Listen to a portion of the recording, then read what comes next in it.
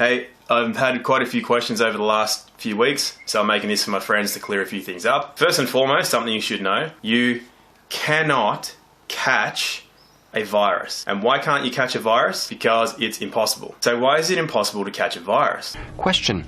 A virus is alive. Is a virus a living thing? No. So how is it that people think that you can catch something that is not alive? Everybody knows you never go full retard. Now I know a lot of people are genuinely concerned, so that's why I'm making this, to hopefully cure some of the unnecessary fear and stress. And if you are feeling that, it's because you're causing it for yourself. And just so you don't think I'm sitting here making stuff up, I'll quickly tell you my background so you know how and why I'm telling you these things. I was one of those kids that could read and write before I even started school. I knew my 1 to 12 times table before other kids even knew how to open a book. I won academic scholarships at 2 expensive private schools. I did 6 years of science, which included medicine. I did 6 years of natural health and medicine. And I spent 3 years solely looking into the nature of viruses, bacteria, protozoans, fungus, and parasites. And as a practitioner, I treated myself and a number of other people successfully long-term for conditions of the same. And when I did my last IQ and aptitude test, I was taken into a separate room and I was interrogated to see if I cheated. And more than anything, unlike Google and Facebook, I don't have vested financial interest dictating what I can say, and I don't have shares in vaccine companies. So what is a virus anyway? Well, a virus is nothing more than a solvent, and these solvents are created within the cells of the body. This is why you cannot catch a virus. Viruses are created cellularly. Now, the body can create hundreds of thousands of different viruses at any time. So why does a cell need to create a virus or a solvent? Created in response to the built-up toxicity that we have in our bodies. So how does a cell become toxic? Well, a lot of people have spent a number of years putting shit in their minds and shit in their body. A lot of people think that it's just totally fine to eat supermarket food, you microwave it, just get flu shots injected into you every year, just drink your tap water. People that go after organic food are tinfoil hat wearing boogers. The thing is that nature doesn't care what you believe. You can believe that any of those things are true, but nature doesn't care what you believe. So a lot of people have asked me, what is a flu? Well, a flu is a viral detoxification or a cleansing. A cold, on the other hand, is mostly bacterial. And for the most part, what needs cleaning out of the cells are environmental toxins such as heavy metals, plastics, any kind of environmental industrial pollutants, the chemicals that you use in your home to clean things with, things you put in your body, and so on and so forth. Now, a virus does not attack cell tissue.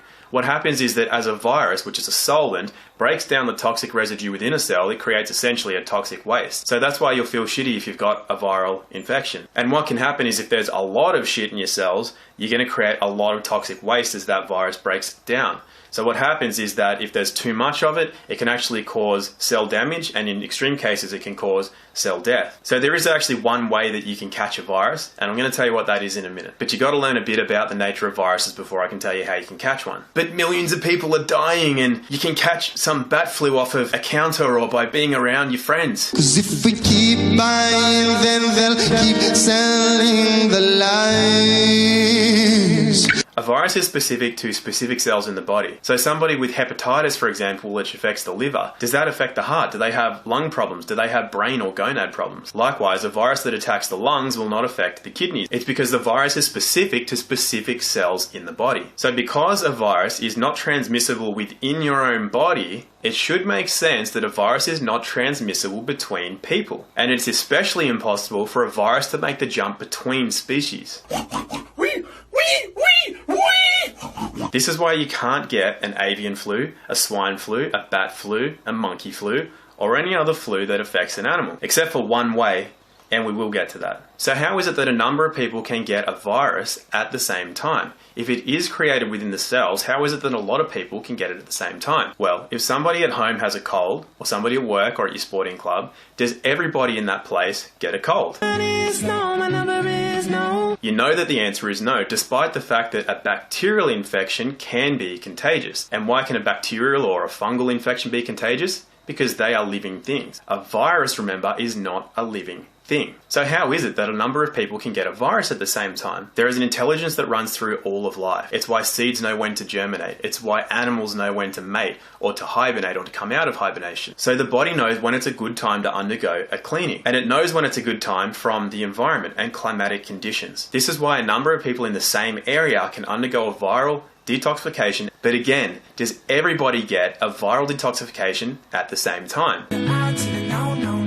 You already know that the answer is no. So why is that? Well, they may have already undergone a recent cleansing. They may just be very healthy people, and they're always watching the way they eat, the way they think, the way they move, the way they sleep. The intelligence that runs through all of life means that that body knows that it does not have to undergo a viral detoxification at that point in time. Additionally, our bodies all talk to each other, particularly our immune systems. This is one of the ways that we're attracted to the opposite sex. We can sense their immune system. It's how we know that we can create a genetically diverse offspring that will have the greatest chance of survival. We sense another's immune system partly by scent, and this has been taken away quite a lot in modern life. Things like perfumes and colognes, and especially when women go on the pill, it can affect their ability to sense a man's immune system. This is why some women come off birth control when they decide it's time to have a baby with their partner, and they smell them for the first time, and they realize that they're actually not attracted to them. And while I can't condense more than 10 years of experience into a short video, hopefully that's enough to show you why you cannot catch a virus, and you can start asking some good questions, such as, what is this coronavirus really about? Well, a lot of people were sus on this from the start for a number of reasons. Not everybody buys into what they hear from the media. And recently I saw a video from a guy who was clearly able to use his own brain. He asked a couple of good questions, and those questions led to the finding of vaccine patents. So what you can do is you can look up these patent numbers right now. First one being US 200-625-7852. And when you look at that, you'll see how long ago coronavirus was patented. Now here's a European one, EP 317231-9B1. And that one you'll find to be a vaccine patent, which was funnily enough just approved in November of 2019. When did we start seeing coronavirus? So I guess it's time to tell you the only way that you can actually catch a virus. I got a boner. The only way that you can catch a virus is by having it injected into your bloodstream. So remembering that viruses are created cellularly as a response to your internal environment, which means, yes, taking responsibility for your thoughts, actions, and beliefs, all beliefs being a form of ignorance, because you know if you have to believe something, it's because you don't know. So how can a human get a virus from a pig, or a bat, or a bird, or a monkey? Remembering that viruses used to be blamed on other races, such as Mexicans and Spanish flu. Well, remember that viruses cannot cross species, and you can't even catch it from within the same species, because it has to be created within animal tissue, remembering that we are human animals. So the way that you can create a virus, you can get sick and unhealthy animal tissue and put it in a petri dish. It will create a virus and you can incubate that virus. The only reason it can stay alive, remembering it's not alive, the only reason that a virus can actually be there and be in play is that it is taking care of toxicity within cells in animal tissue. So what happens with that incubated virus is that it's sterilized and put into a vaccine. Now straight away you don't want that, because that's bad news. Then when it's added to 70 or 80 chemicals, you definitely don't want that in your body. So when these viruses are loaded into vaccines and flown all the way around the world, and people are getting their flu shots and all their other vaccines, that's the only way you can get animal tissue into your own bloodstream. It is so far beyond the realm of possibility to get animal tissue into your bloodstream by way of being around people, or from surfaces, or from the air, or from any other way other than injection. So you really want to question all this advice that's being given out about your toilet paper and your hand sanitizers and your everything else, and the idea that this virus is killed upon contact of heat or anything else, because a virus isn't alive in the first place. So how can you kill something that is never alive? So there's only two things that you need to do. One, don't get a flu shot. Actually, don't get any shot. And two, don't stay in your house. You got to be outside getting sunlight and fresh air if you want your body to run optimally and not need to undergo a viral detoxification. There is something else you can do actually, and that is to turn off your TV and your social media. And I did make this video to help to bring some common sense and start relieving some of that fear and stress. So I won't go too far into what's really going on with this worldwide pandemic. By the way, who's verifying these deaths? Like, who's actually counting these deaths? And who's actually verifying that the deaths that do occur aren't from any standard flu, which, by the way, flus kill 500,000 to 1 million people every year. Every year. It only affects the weak, and if it's not a natural virus that's happening within your own body for beneficial purposes, the only way you can get that is to have an injection.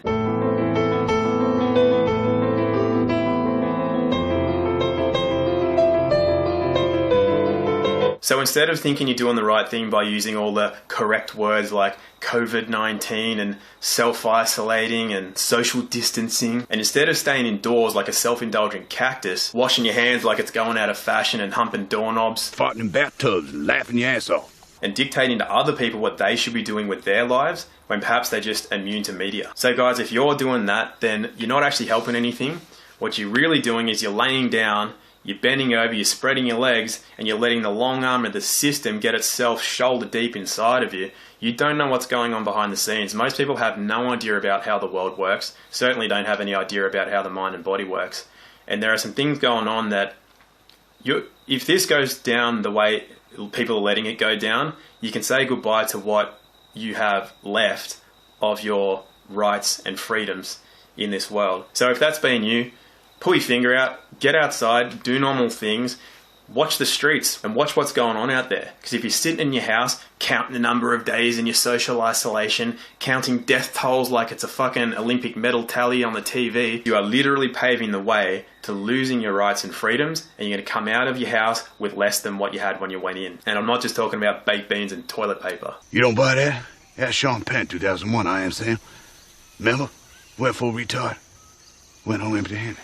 I'll leave you with one bit of friendly advice, and that is to start using your own mind. Because if you don't use your own mind, someone else is going to use it for you, and it's not going to be to your benefit. So I hope that helped. And if anybody has any real questions and they don't have something to say like, I don't agree with that, then I'm happy to do Q&As. If I don't get real questions, I'm more than happy to just play guitar and do my own thing. So I hope that helped, and I'll catch you all later. Bye.